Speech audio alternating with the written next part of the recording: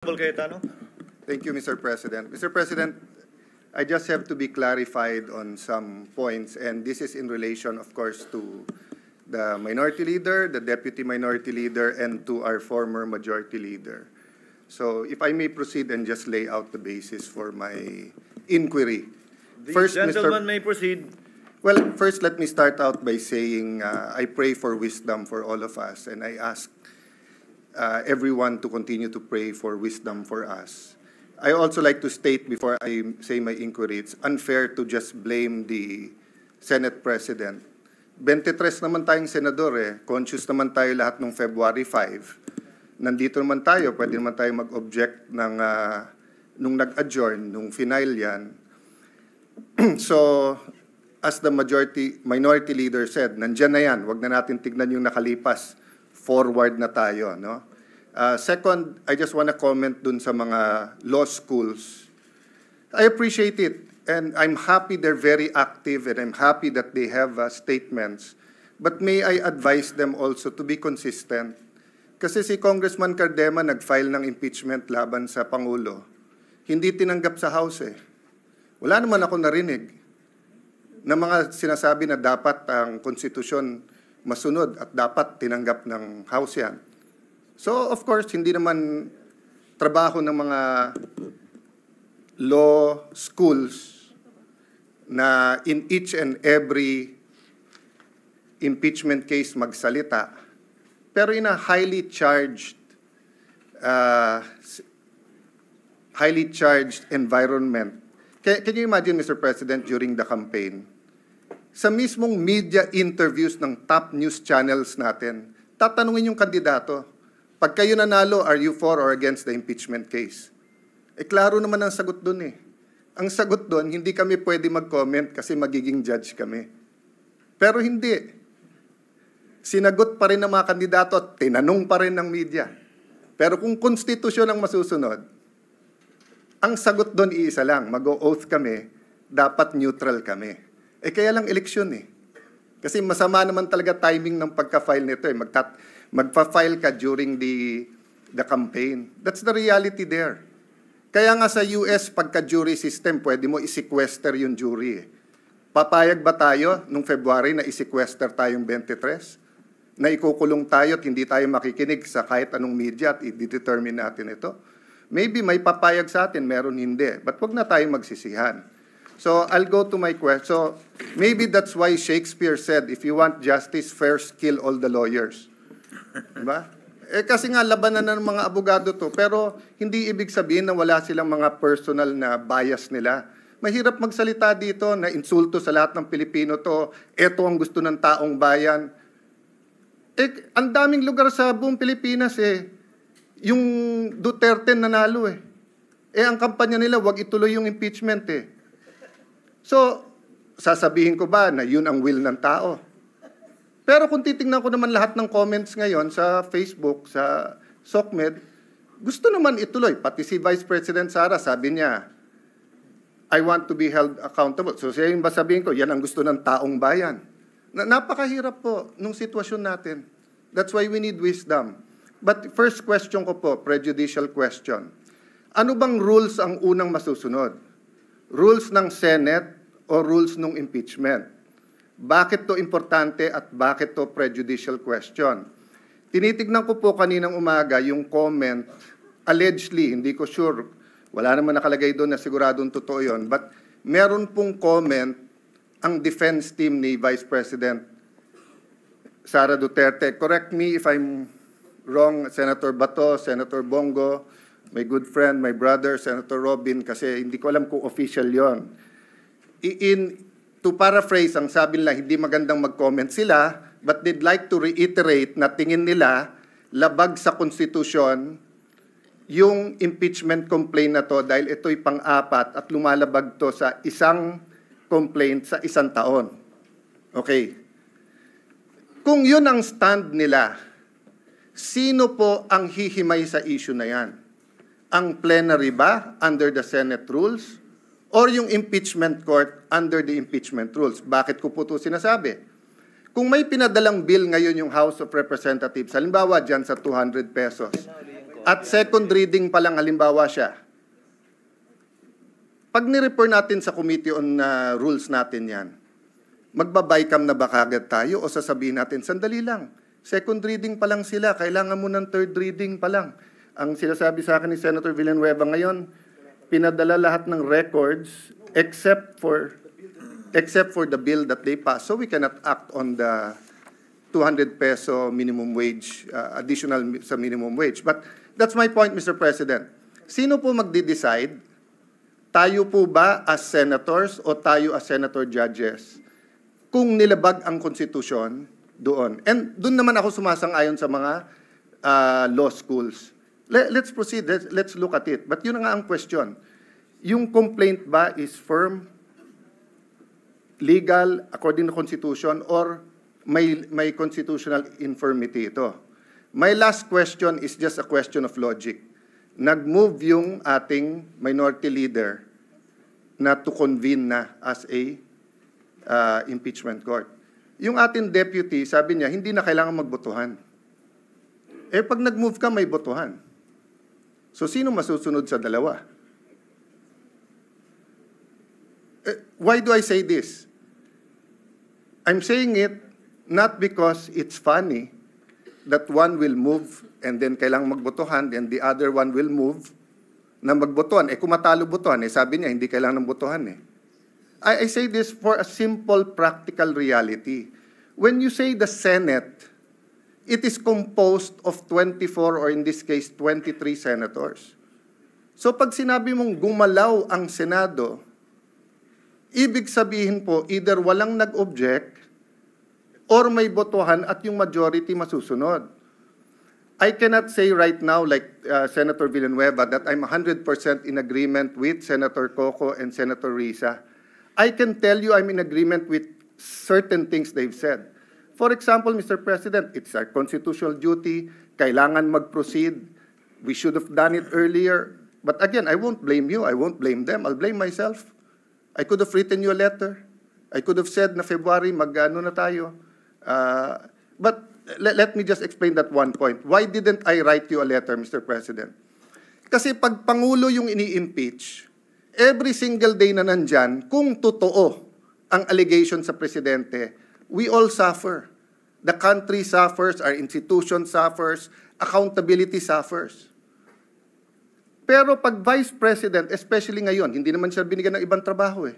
Wala naman siya sa kabinete. Yes, I want accountability.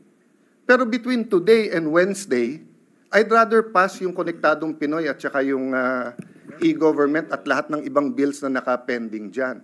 So, Mr. President, may I end by reiterating the question. Do we follow first the rules of the Senate or do we go into the impeachment court? Sino magde-decide nung allegations ng defense na na-violate ang Constitution sa one impeachment per year? The second is just to continue my observation, Mr. President. I agree with many here. Wala tayong choice, forthwith. But I disagree na sa Tagalog, agad-agad ang forthwith. Ang forthwith, yung ibig sabihin nun sa Tagalog is yan na yung susunod. Yan na yung gagawin mo. Oo, immediate yung agad-agad. Hindi ako expert sa linguistics, pero medyo hindi agad ang Tagalog ng forthwith. Yung immediately, yon agad yon or agad-agad, di ba? So, maya-maya, hindi, ibig sabihin ng forthwith, sang-ayon naman ako eh, ang ibig sabihin ng forthwith, wala ka nang to quote dos por dos, susunod na. O yun ang ibig sabihin ng forthwith. Yung wala ka nang hihintayin, yun na.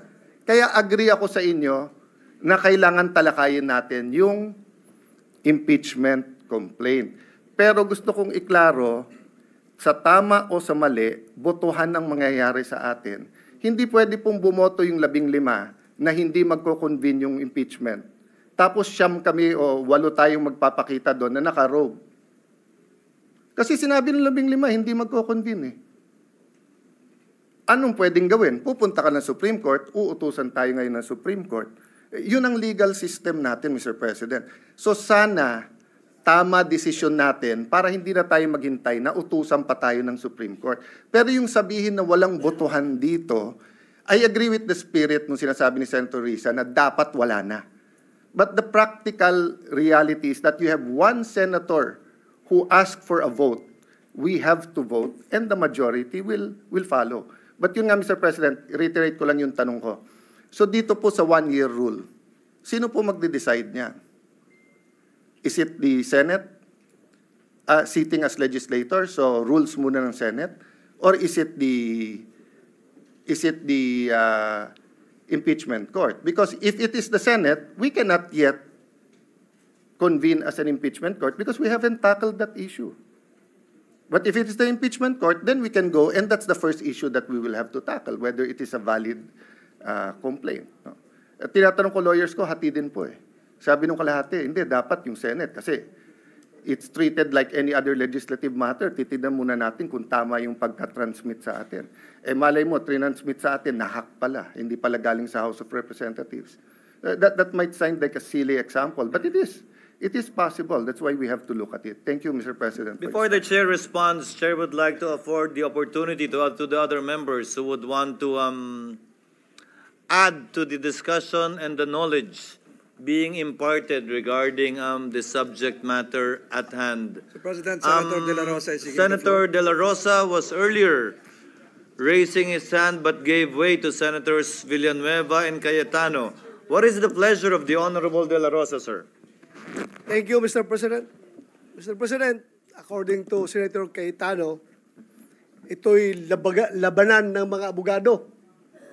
Hindi po ako abogado, Mr. President, but I just would like to manifest my observation na to be fair to the Senate President, pag sinabi natin na you have an intention to delay the impeachment proceedings, I would like to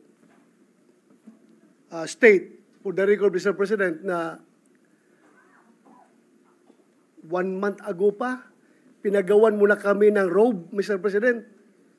Kasi excited na tayo na sumuot ng robe para to form the impeachment court. To be fair with you, Mr. President, you've been preparing for that. And yung schedule natin na naka-schedule sa Wednesday, which is 11, if we give the ruling today, whether ano ba talagang gusto natin, today or Wednesday, I support you, Mr. President, kung anong gusto natin schedule. Sana mapag-usapan natin ngayon. Hindi ako abogado, pero ako ay isang Pilipino na gusto sana na hindi na tayo magkakagulo sa Pilipinas. Hindi tayo magkawatak-watak.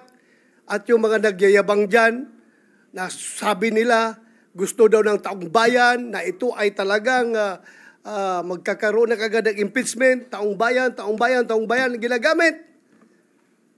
I don't know kung sinong taong bayan yung sabi nila. Because, alam ko, Mr. President, halos lahat ng tao ng Mindanao at ng Visayas, as I have observed during the campaign period, ang sabi sa atin is, Sir, ibuboto kita kung hindi ka magboto sa impeachment or hindi ka magboto sa conviction. Yun ang sinasabi ng taong bayan. Kaya please, do not use the term taong bayan palagi because taong bayan is hindi lang kayo. There are always two sides of the coin. Bakit ba? Wala bang value yung mga taong bayan na nagsasabi na ayaw namin ng impeachment? Gusto nila? Ang ibabalyo ng Senado ay yung mga tao lang na nagsasabi na forthwith kuno yung impeachment na yan. Ano, kalimutan na natin yung ibang tao na majority na nagsasabi na ayaw namin ng impeachment dahil panggugulo lang yan sa ating bansa. Lalo tayo nagiging divided. Lalo nasisira ang ating ekonomiya. Mga investors umaalis na dahil ang gulo ng Pilipinas. So yun lang po, Mr. President. I am 101% supporting you. What's your stand, Mr. President? Thank you, Mr. President. Noted and entered into the records. Senator Ontiveros, our Deputy Minority Floor Leader, is recognized. Salamat po, Mr. President. I a comment on the second point of the good gentleman from Taguigan Pateros, because there's nothing funny or illogical in and between the motion of the minority leader and the seconding of this representation. The motion of the minority leader is to convene at this very moment. That is what is to be subjected to a vote. Now, instead of on Wednesday. To convene at all is not to be voted upon. Sa usaping yan, sundin lang natin ang konstitusyon. Salamat, Mr. President. Mr. President. Mr. President. With the indulgence of Senator Pimentel, Chair recognizes Senator Cayetano, thereafter Senator Pimentel, thereafter Senator Padilla. Senator Cayetano, you may proceed. Mr. President, I don't want to further the division or the debate. And I wasn't making fun of it. Ang sinasabi ko po, the reality is may tama at mali, may moral, immoral, may legal at illegal. Hopefully, dun tayo parati sa tama. Hopefully, ang legal, yun din ang moral. Ang problema in a collegial body, Senate, House, Commission on Appointments, we move as one based sa pagboboto. So it's just showing the irony that if the minority leader was moving that we've convened now, and the deputy minority leader was saying, you don't need a vote. But if you can vote whether it's now or Wednesday, then I can also argue, then I can also move na saka na. If you can vote whether today or Wednesday, then you can also vote na next Monday or next Thursday. So that is the paradox we are in today. So whatever decision we make, sana may wisdom. Sana matupad ang konstitusyon, dapat matupad ang konstitusyon, dapat ang kalooban ng ating mga kababayan. But the reality is po, we will be acting as a body and the vote will matter. So yun lang po, and I don't have a debate. I respect what the majority and deputy minority leader has stated. You know, as I said, some of what they say I agree with, but we have to find it in our hearts that even if we disagree, we support the chamber. Senator Pimentel, thereafter Senator Padilla. Senator Pimentel, you may proceed. Just to respond to some of the points raised by Senator Joel Villanueva. Yan, mahirap kung nasisingitan, Mr. President, nalilimutan natin yung topic. Mr. President, siguro i-inform ko lang yung body, no, na yung referral of an impeachment of the articles of impeachment to the Committee on Rules is not found in the rules of the Senate as a legislative body, and it's not found in the rules of the Senate as the impeachment court. So you cite past practice. Okay. But then, it's the reading. I don't think the Senate President will dispute my projection or my anticipation that he intended actually to introduce something new. For this particular impeachment case, he will refer it, the plan of the Senate President is to refer the after the reading, the read articles of impeachment directly to the impeachment court. So ibig sabihin nun, talagang pwede tayong mag-introduce ng innovation because the past practice is not supported by the letters of our two sets of rules, Mr. President. So ang aking point is, we can actually. So the motion, actually, do not fear this motion because this motion will only take up little of our time. Ang gusto kong mangyari, hindi tuloy-tuloy ang ating, if we need to do some preliminary matters before the trial action, ang trial action meaning to say may witness a witness stand, mayroong direct examination, cross-examination, malayo pa yan, after pa yan pag-filing ng mga answer at saka ng reply. Pero ang aking point is, we can convene the impeachment court so that we can now take the Senate President as presiding officer can take his oath. He can administer our oath. The Senate, as the impeachment court, is convened or has been convened. We can call the case and then preliminarily talk about the trial calendar of the said case. We will know when we call the case, when we ask the clerk of court to call the case or cases, malalaman natin anong case load natin. And I believe isa lang ang ating case load. So we have to now come up with the trial calendar for that case. So that will be the effect of the motion, Mr. President, if it is carried. Na-advance yung Wednesday setting natin to today as far as the oath-taking requisites are concerned. We devote a little time to come up with the trial calendar. It can be a preliminary trial calendar. And if we are now convened as a court, the other motions I will take up, like now asking the House of Representatives panel of prosecutors to appear before us tomorrow, no longer on Tuesday, on Wednesday. Kaya naman gawin. Kung nagawa nga to June 11, hindi rin masama na pwede rin magawang June 11 to June 10. So, and that will be brought up before us acting as a court already, Mr. President. Kasi court matter na yung case matter na po yun. So that's the explanation, Mr. President, para baka akala ninyo back down na tayo. Worried si Senator Alan Cayetano sa kanyang e-gov at saka Konektadong Pinoy. Suspended lang po yung legislative business natin for maybe 1 to 2 hours, 1 hour and a half. We can go back to our legislative business, Mr. President. But at least we have convened the court. And then sunod lang tayo sa Constitution kasi we should also believe that the Constitution has its own wisdom. Kasi ratified din ng taong bayan po yan. Baka nalimutan natin. Ratified by the people ang ating Constitution. Yes, thank you. Mr. President. Before recognizing Senator Villanueva, just for the information of Senator Pimentel, it's not only eGov and Konektadong Pinoy that's ready for ratification.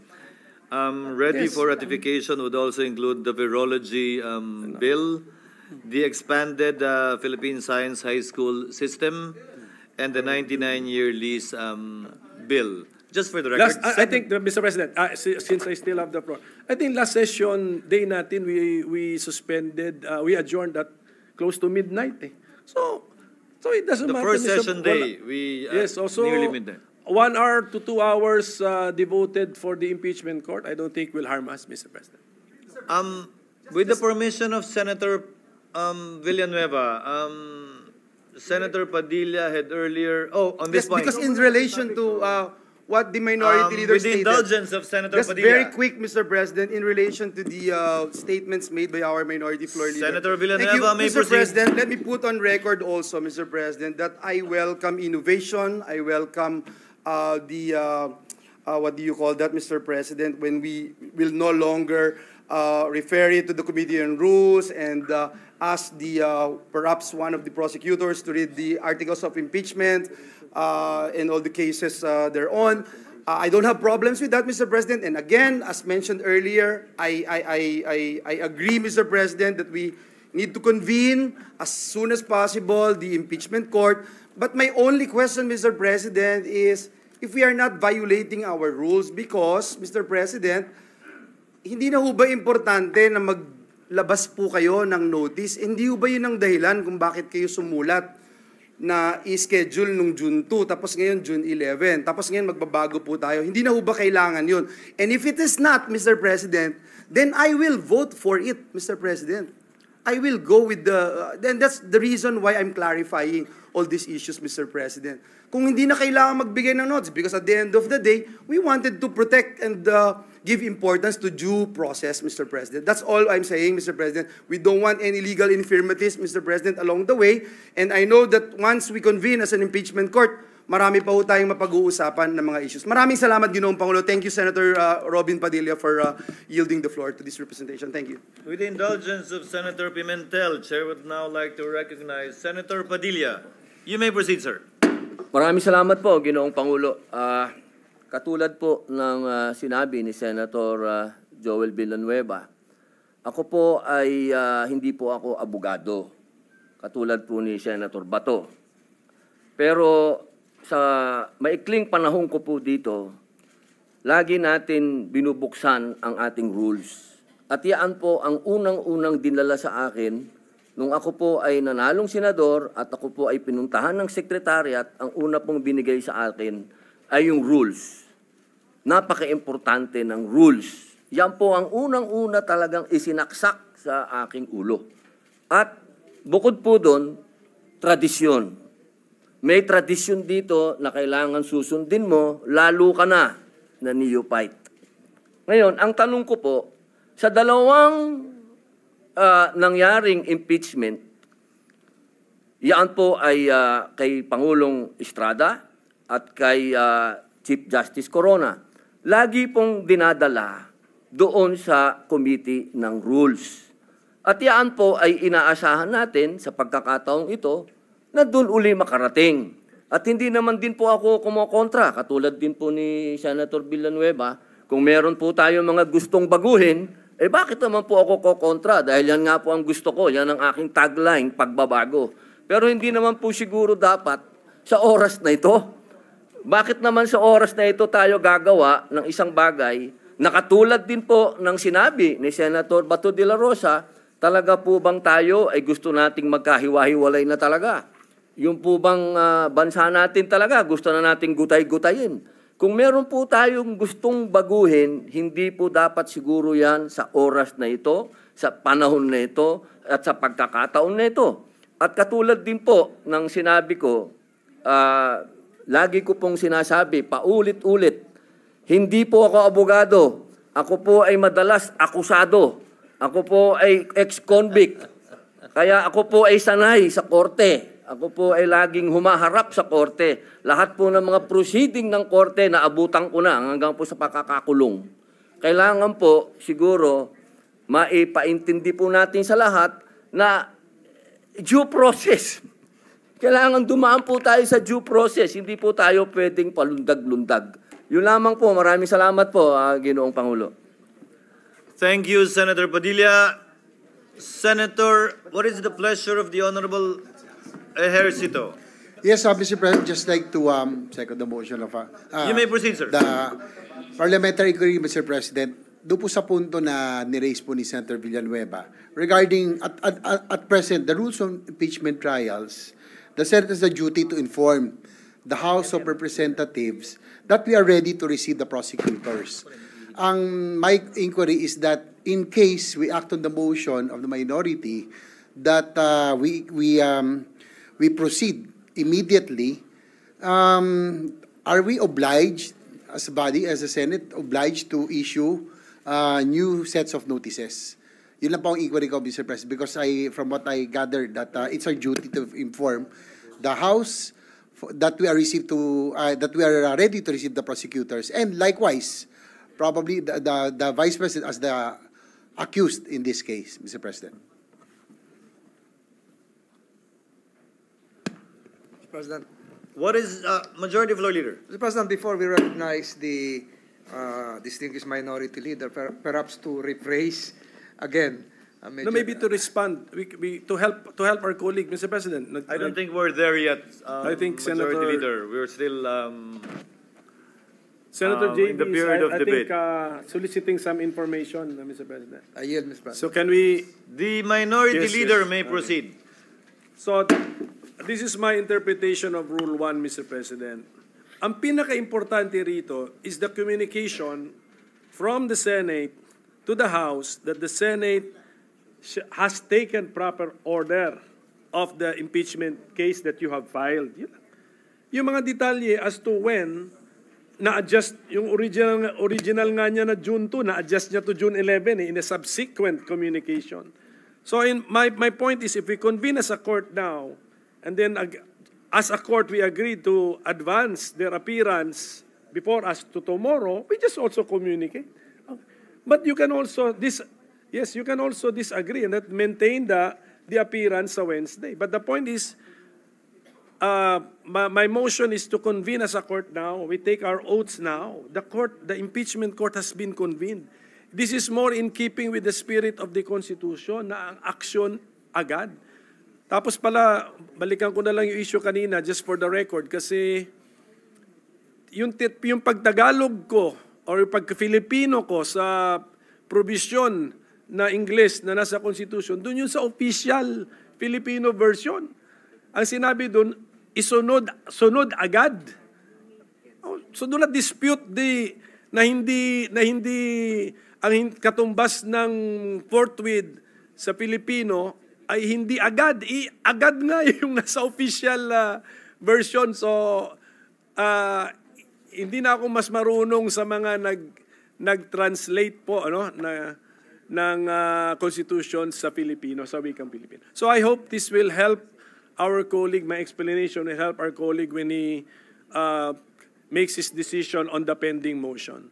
So with that, Mr. President, I think I've already restated my main motion earlier, Mr. President. So I think it's time that we dispose of the pending matter, Mr. President.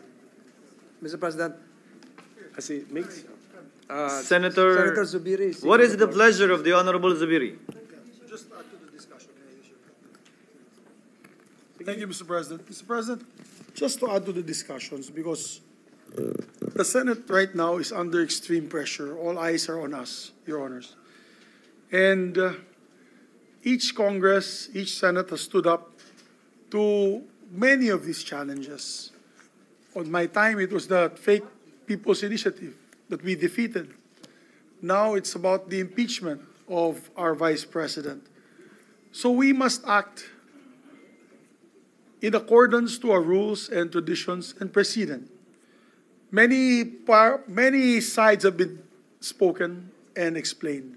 The good minority floor leader wishes to have it the soonest possible time, although our precedence, Mr. President, is that we file it to the Committee on Rules. The Rules releases the report, and then we take action as jury, as judges on this impeachment court. Ang akin lang po, sana, kung ganun po ang proseso na pipiliin natin, didesisyonan natin, gawin natin kaagad. Ako po ay taga Mindanao. Pareho po kami ni Senator Bato de la Rosa. Kaya ako hindi naniniwala sa mga survey. Kasi the surveys were read wrong in May, what was that? May 12? May 12, 2025. All surveys were thrown out the window. And the real story was 7 of the 12 senators were not members of the alliance. So, of the national government. So, ibig sabihin, may mensahe po silang ipinapadala sa taong, sa lahat, sa buong Pilipinas, na kaming sa tagasulok ng Mindanao at Visayas ay meron din boses pagdating sa halalan. Pero bilang senador, Mr. President, we must do our constitutional mandate with due respect to all those concerned. Mandato natin sa Constitution yan. At nang hindi natin gagawin yan, ay bugbog tayo sa mata ng publiko. So that's why I agree with the minority floor leader. Whatever the outcome of the trial, you end up voting. For one, I think it is a weak case, but I will reserve my judgment until all the evidence is presented to us, and then we will make the proper vote when the time comes. Pero ang punto dyan ay dadaan tayo, kailangan natin dumaan sa constitutional process that was given by our forefathers when they wrote the 1987 Constitution. Yun lamang po, huwag na po natin patagalin pa. At sa tingin ko, isa pang tanong, ay pwede ba ito tumawid sa 20th Congress? Personally, I've said this to the media, I said, personally, I think hindi siya pwedeng itawid sa 20th Congress. Na kung pwede, pagdebatihan na natin yan ngayon. Kung gusto nyo, hanggang petsa 30 ng Hunyo, araw-gabi, nandito tayo. Pero kasi, meron pa mga constitutional questions with the Supreme Court. So, my point being is, let us follow our constitutional mandate of the Constitution. So I agree with the minority leader, but at the same time, I also agree with our colleagues Mr. President, that proper procedure should be followed. Para pabilisan na lang natin yan. Para malitisan natin na maayos, mapakinggan natin ang mga ebidensya, kontra at pabor sa ating mahal na Vice Presidente, and then we make the decision at the proper time. But I don't think we can skirt from our constitutional duty. I'm not a lawyer. I'm an agriculturist. But I truly believe when I took my oath to defend and protect the Constitution, we must do so without fear or favor. Yun lamang. At the end of the day, this is a political exercise. Boboto tayo. Di boboto tayo. Tama? Minority Leader? Yun lamang po, Mr. President. I just had to weigh in because the Senate, I love the Senate, Mr. President. I love this institution. And I don't want to see all the brickbats that are being thrown to us saying that we are not doing our duty. We must stand up and rise to this occasion and do our duty. Thank you, Mr. President. Thank you, Senator Zubiro. Before we dispose on the matter pending at hand, Mr. President, I think Senator Grace Poe is seeking the floor. Is recognized.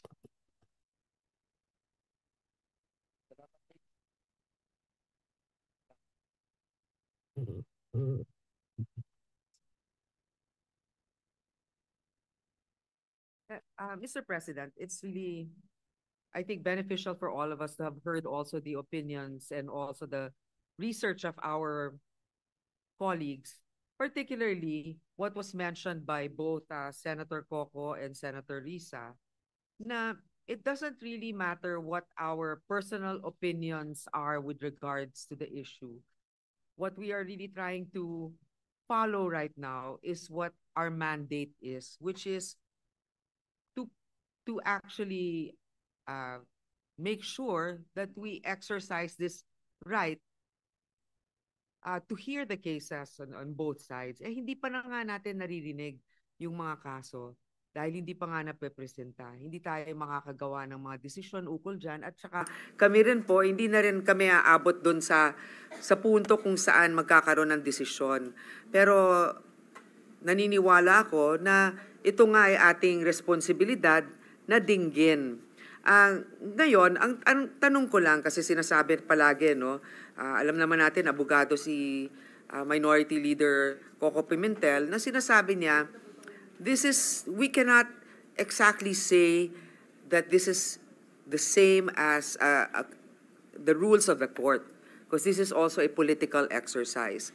Meaning, I also agree that it can continue. Kasi nga, di ba yung sa Senate Electoral Tribunal cases na natapos na yung isang Congress, ay patuloy pa rin yung mga kaso dyan. So, pero ang isang tanong ko, ewan ko kung may makakasagot nito, kasi di ba ang official date na matatapos talaga yung 19th Congress is June 30, di ba? So, is there anything in the rules that says that even if we adjourn on the 11th, na pwede pang ipagpatuloy yan kung if the Senate President, for example, makes a motion and then we vote on it? Is this something that can be continued until June 30? Yun lang yung tanong ko. May makakasagot ba niyan? Maybe the Minority Leader, being a lawyer, can readily answer the question of Senator Grace Poe. The Majority Leader is also a lawyer, but where is the Majority nowhere Leader? to be found. But, Mr. President, yan po yung atin ng sinasagot noon kasi nag-introduce sila ng konsepto na pagka sine die adjournment, no matter can be taken up. Inayos na natin yan, na sinabi natin, non-legislative matters can still be taken up.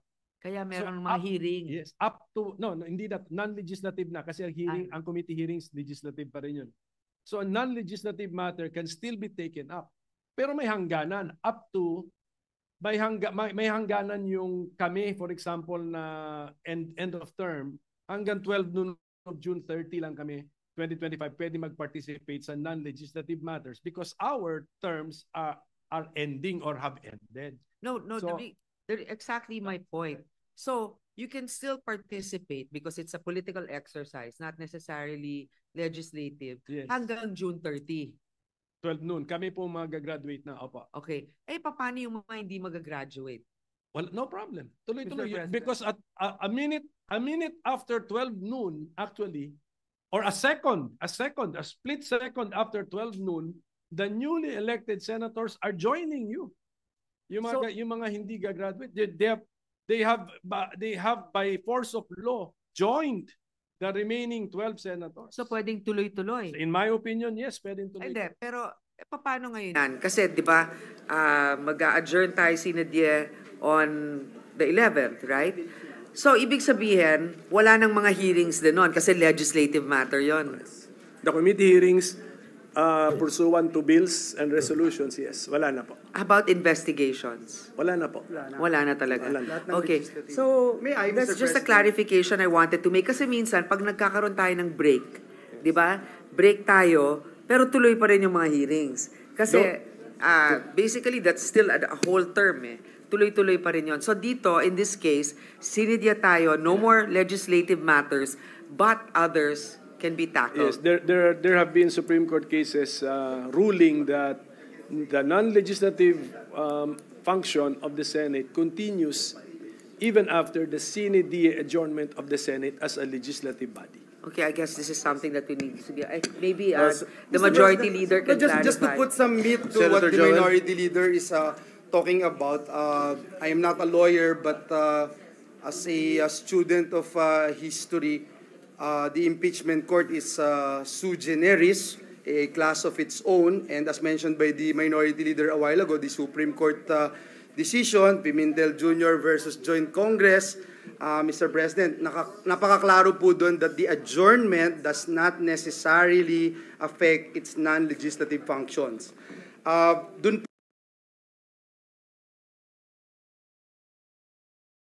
bang rules? Doon po sa yung Senate rules as provided in Rule L, Section 135, redicts precedents and the practices an impeachment into a subsequent Congress. At sinasite po nito yung redicts precedents and the practices. It cited as an example yung impeachment against U.S. District Attorney, etc., etc. So just to put that on record, Mr. President, and help in the discussion of my dear colleagues. Thank you. Thank you, Senator Joel. Majority Leader, I think you have Just a point of clarification. There was a rule. opinion. There was a rule mentioned pronouncing a carryover. May we know the exact page of the rule? Maybe Senator Coco Pimentel. May you please answer the query of the Majority Leader, Mr. Minority Leader? The exact provision, Mr. President.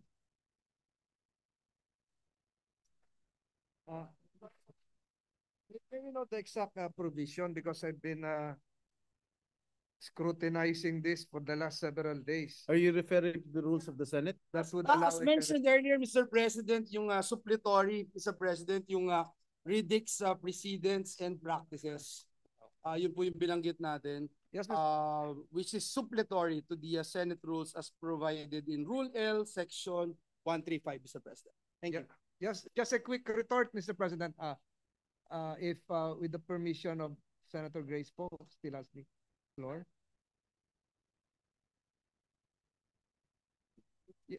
Just a quick retort. Alam mo, Mr. President, laging nababanggit yung i-clarify ko lang.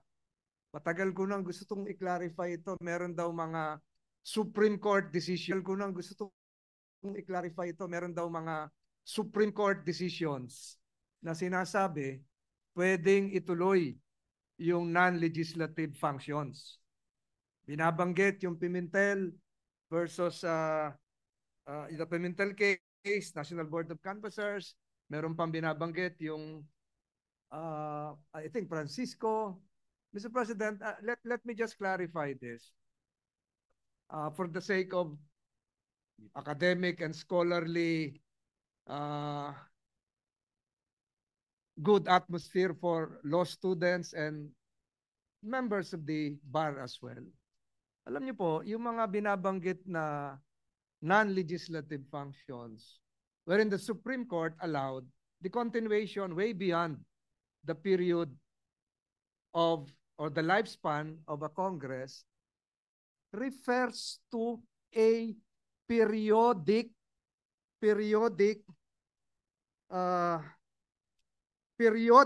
created constitutional ad hoc body. Alam niyo po yung National Board of Canvassers, pagkatapos ng isang eleksyon, presidential elections, nakalagay sa ating saligang batas, created talaga yon to count and canvass and to proclaim. Ganon din po yung mga ilang tribunals, yung mga electoral tribunals, etc., etc. Periodic, predictable, regular, constitutional, ad hoc bodies. Kaya po, tuloy-tuloy yun kasi may command po ang Constitution, merong provision pertaining to this periodically created ad hoc bodies. Ang impeachment trial court po is not periodic. Hindi po ito tuwing magkaka-eleksyon, merong impeachment trial court. Hindi po ito regularly created. Ito po ay nakikreate lang pag merong nagsampa ng kaso sang-ayon po doon sa ating saligang batas that would trigger the words initiate coming from the House of Representatives, the word again of the news, yung forthwith. Kakaiba po yung mga non-legislative bodies na periodically created na sinasabing pwedeng tumawid. Kaya po ang sinasabi ko lagi, ang atin pong constitutional clock deadline is June 30. Dahil wala naman pong nagsabi na pwede tayong tumawid beyond June 30 as a Congress. Citations were made concerning the British Parliament, the US Senate. Alam niyo po, yung British Parliament, the last impeachment case was held 1806. Yung po yung sinasite ng US Senate. Pero those bodies are structurally different from the Philippine Senate. Kaya hindi po tayo continuing. Pwede sabihin, partially continuing. We all cite cases with reference to continuing body words coming from decisions of the Supreme Court interpreting the 1935 Constitution. Ito yung sinabi ko last week na yung 1935 Constitution, ang eleksyon ng senador, 888. Meron lagi na iiwan 16. Ganon din po sa British Parliament na yung House of Lords ay naiiwan because lifetime po sila. Yung life peers, yung hereditary peers, yung religious peers, 780 members of the British Parliament, yung House of Lords, forever na po yun. Kaya continuing po sila. Yung po yung sinasite ni na Jefferson, yung po yung sinasite ng US Senate, kasi po, ginaya po nila yung US Senate, 100 senators, 67 naiiwan dahil 33 ang na ini-elect every 2 years. So, structurally different po ang Philippine Senate under the 1987 Constitution. Kaya, hindi po pwedeng tumawid. Sa mga nakikinig ngayon, nagkaroon ba ho ng dereliction of duty, remiss ba ho ang Senado? Hindi po. Naniniwala po tayo, sinabi kanina na sinimulan po ni Senate President. Ako nga po kanina, for the information of this body, para po magkaroon ng semblance of rules, sinabi ko, we can do this in 19 days. I filed Senate Resolution 1367 para makita kaya natin gumawa ng trial calendar. Sabi nila, napakabilis yung 19 days. Si President Trump na impeach 5 days. Si President Clinton, maigsidin po yun. So ibig ko sabihin, Mr. President, we can still start the impeachment process, but I stick to the constitutional precept that we cannot carry over. We cannot allow a crossover or carry over because it is not part of the Constitution. we can only interpret the word as enshrined in the Constitution. I'm sorry, Senator Grace, I've taken much of your time. No, I just actually- responded to some queries, statements made a while ago, and just to spread this into the record before we again ask the good minority leader to perhaps rephrase his motion. No, I think it's very important for us to hear all sides with regards to the matter. And what just to clarify what the gentleman from Cavite is saying, that sige,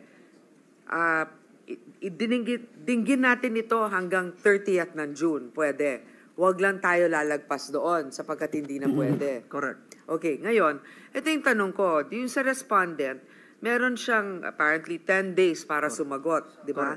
Hindi pa na-file na ba sa Committee on Rules dito? Not yet. So, has she been notified already of what she has to face, and has the 10 days started? Not yet, right? Not yet. Okay, so meaning, if let's say we start on the 11th, which is Wednesday, or even tomorrow, which is the 10th, so hindi pa talaga sila pwedeng humarap hanggang 20th. Kasi 10 days di ba? So, pwede ba tayo magkaroon ng hearing na yung respondent ay hindi pa ready with her reply? I mean, is there a process within the impeachment that does not require the respondent to be present yet?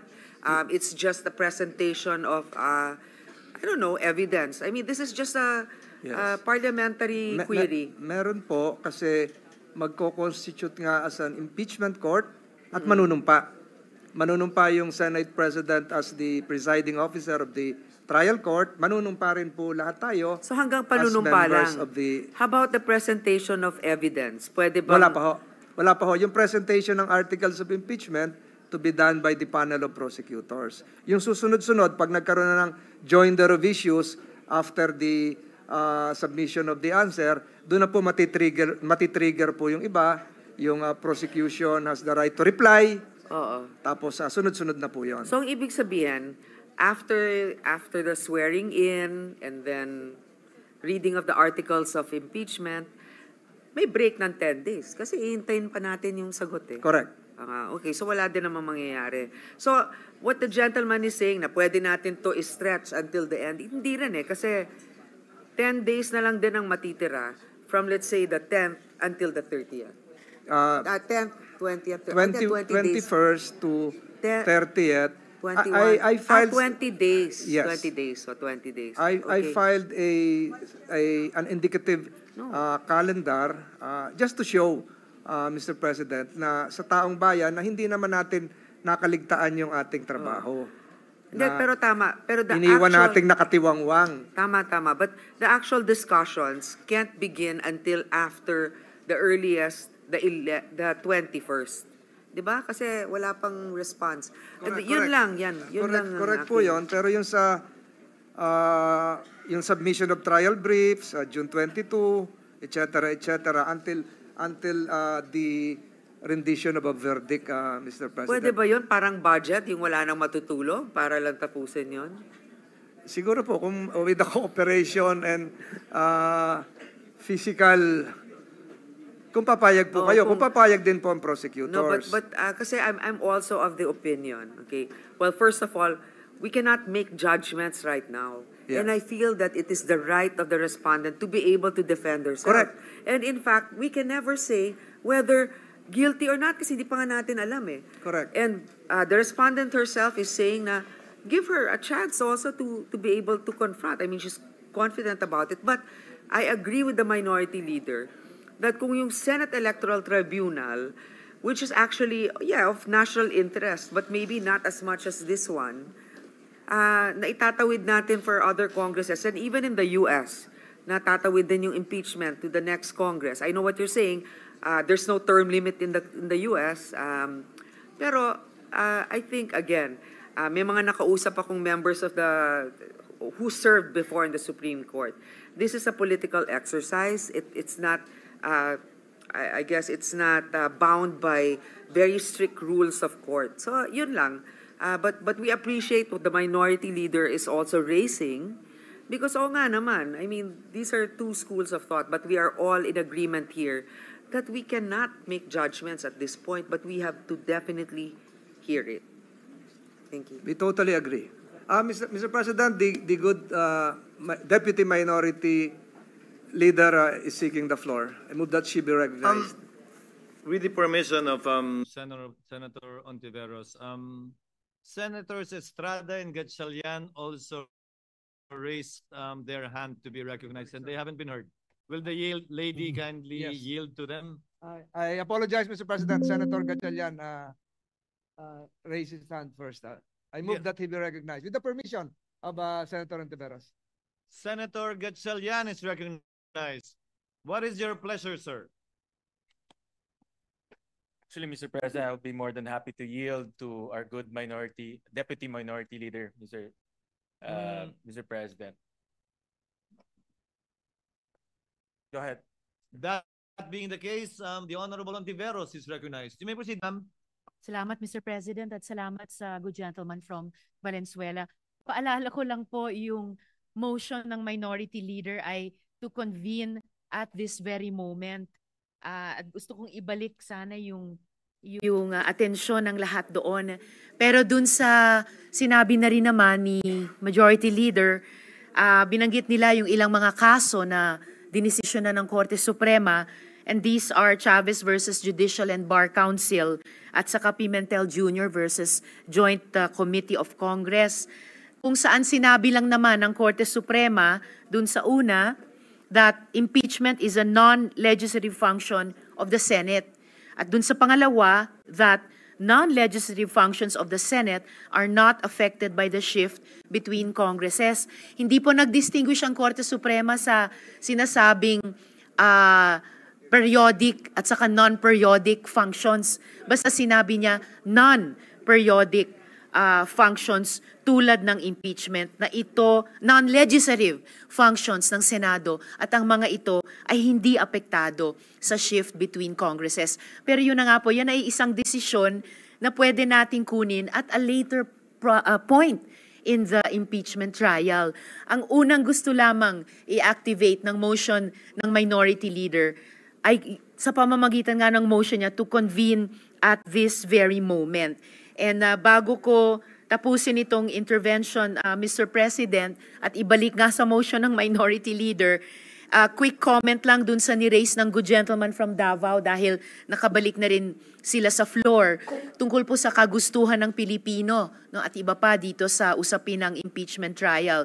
Gaya ng sinabi ng Minority Leader kanina, hindi pa naman tayo nag-uusap ng conviction ba o acquittal.